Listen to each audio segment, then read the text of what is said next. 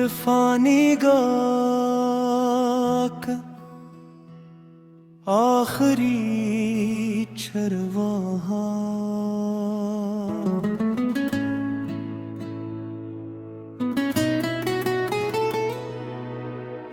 ऊंचे पहाड़ों के दरमियान एक छोटा सा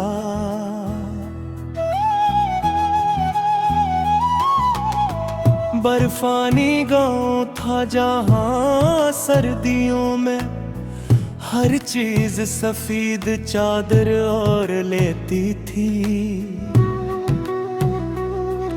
घरों की छतों पर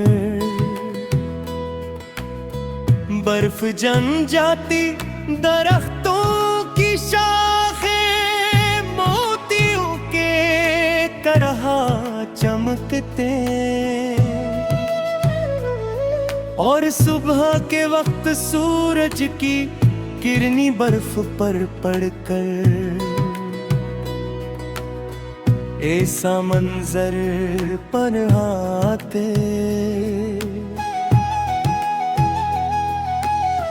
जैसे जमीन पर हजारों हीरे बिखर गए हों।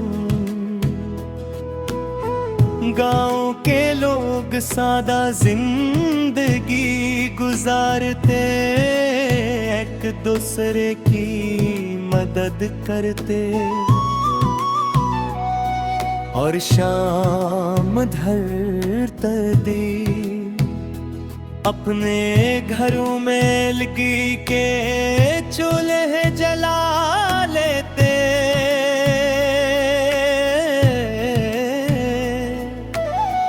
इसी गांव के किनारे एक छोटा सा लकड़ी का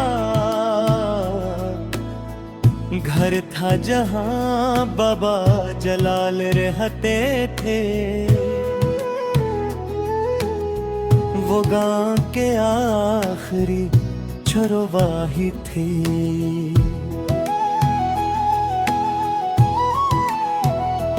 उनके पास भेड़ों का एक छोटा सा रिउड़ था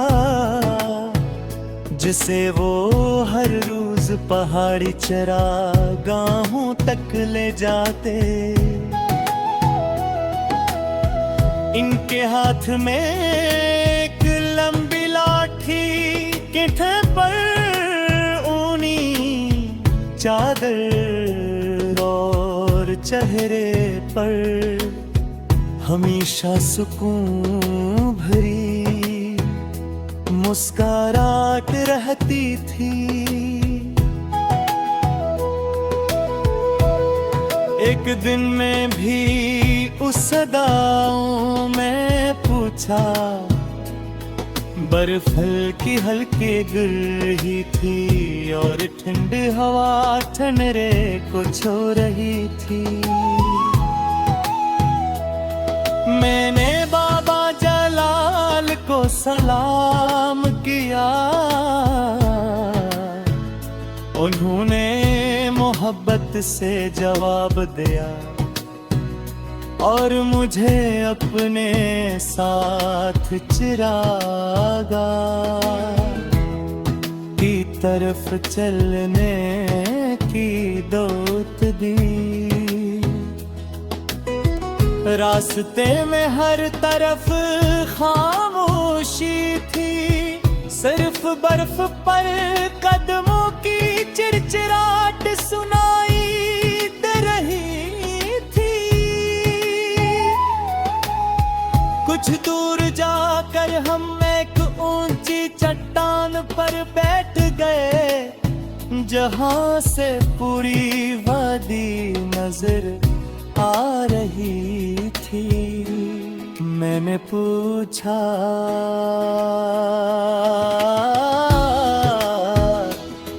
बाबा आपने कभी शहर में जाकर रहने का नहीं सोचा? उन्होंने मुस्कुरा कर कहा, जिस दिल को पहाड़ों की खामोशी पसंद आ जाए वो शोर में नहीं बस सकता। ये बात मेरे दिल में उतर गई, उसी दौरान एक नन्हा मेमना बर्फ में फिसल कर एक गड्ढे में जाग रहा। वो खौफ से कांप रहा था।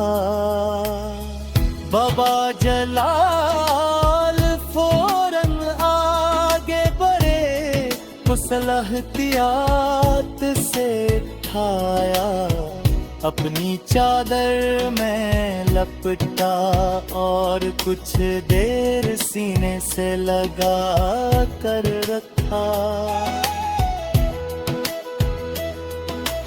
मेमना पुरसकून हो गया। मैंने पूछा,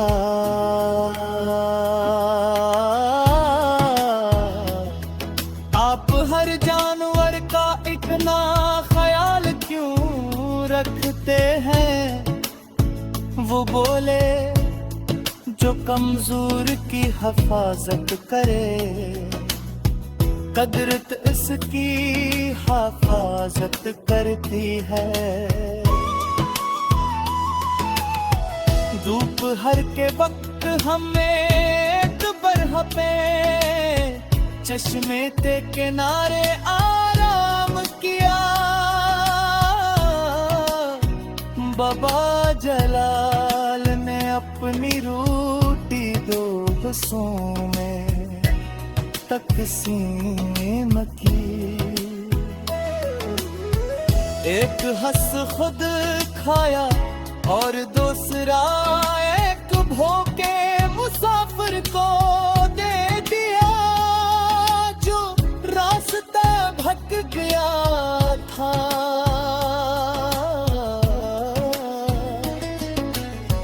मुसाफिर ने शुक्रिया अदा किया तो बाबा जलाल ने कहा, सफर में बांटी हुई रोटी सबसे मीठी मैं की है। शाम होने लगी।